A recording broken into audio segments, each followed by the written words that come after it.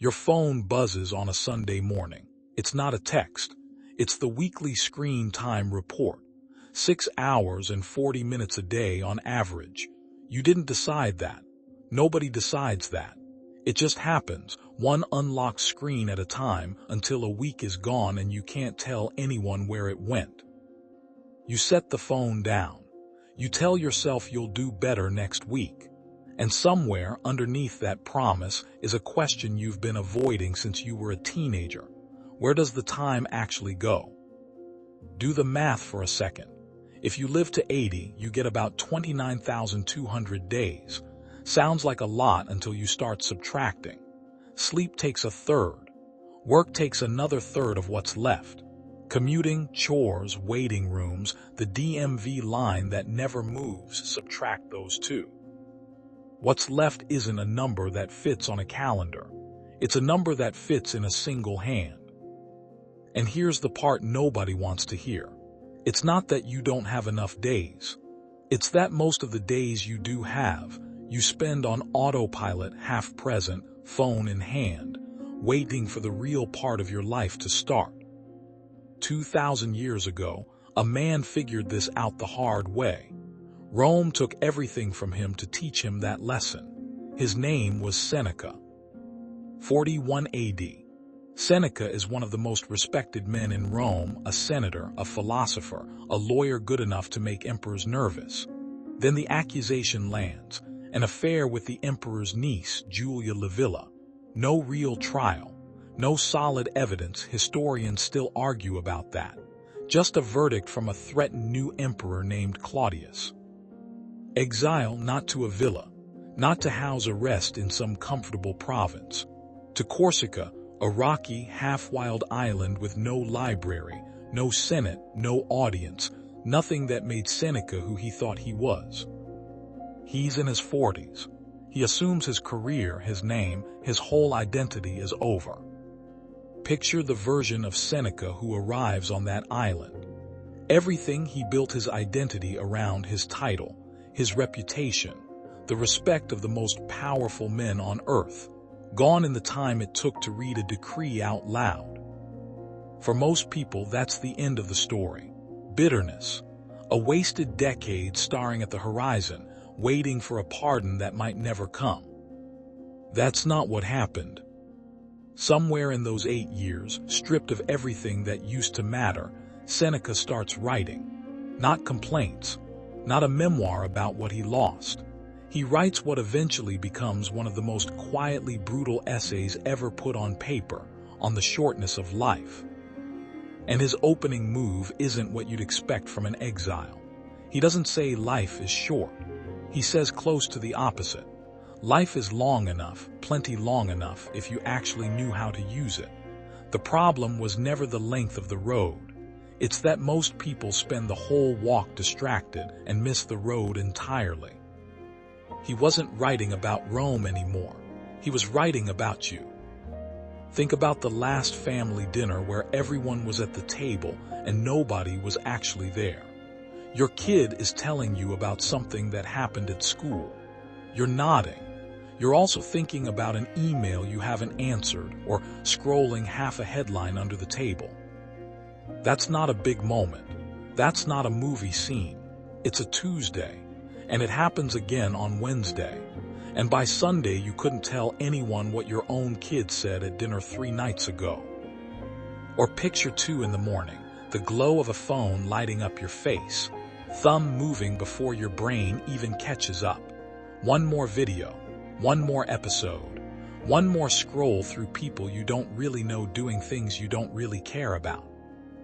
You tell yourself this is rest. Seneca would have called it close to the opposite. He said most people don't lose their lives all at once. They give it away in pieces, an hour at a time, to things that don't deserve it, and they call the leftovers living. Here's a heavier one. You get the promotion you wanted for 3 years. New title, corner cubicle, the LinkedIn post with the little clapping emojis. For about a week, it feels like arrival. Then the calendar fills back in. More meetings.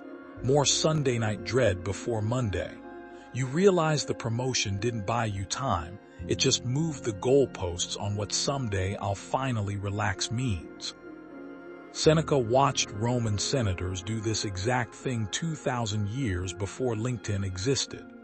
Chasing the next office, the next title, the next validation, and calling it living right up until it wasn't. And then there's the one that actually hurts. The old friend you keep meaning to call. You think about her sometimes, usually late at night, usually with a small, guilty tug in your chest. You tell yourself you'll call next week, when things calm down. Then one day, it's her sister calling instead. And the voicemail you never returned becomes the last conversation you'll never get to have. That's the sentence that runs through the middle of Seneca's whole essay, whether he says it outright or not. It's not death that takes your time from you. You give it away, voluntarily, to everything except the people and the moments that were actually worth it. Here's the strange part of Seneca's story, the part that flips everything. Corsica didn't just take things from him.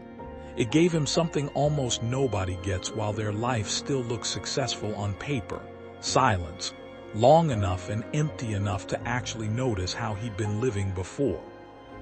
No meetings to attend, no status to manage, no group chat to check, just the raw, uncomfortable question: if this were the end, would I be able to say I actually lived or just that I stayed busy?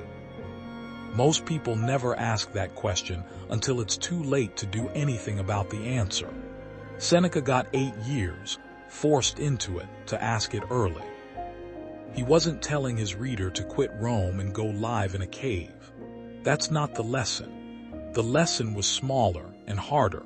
Take an honest audit of where your hours actually go, and stop pretending that staying busy is the same thing as being alive. Most of us will never get shipped off to an island to force that reckoning, which means we have to do something scarier. We have to choose to do it ourselves, on a random Tuesday, with nothing forcing our hand at all. So here's the direct version.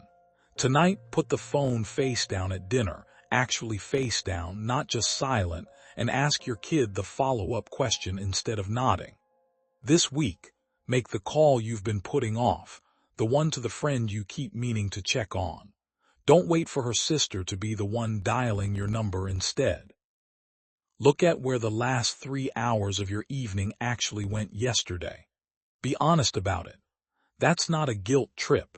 That's the audit Seneca was asking for 20 centuries ago, from a rock in the middle of the Mediterranean with nothing left to lose and nothing left to prove.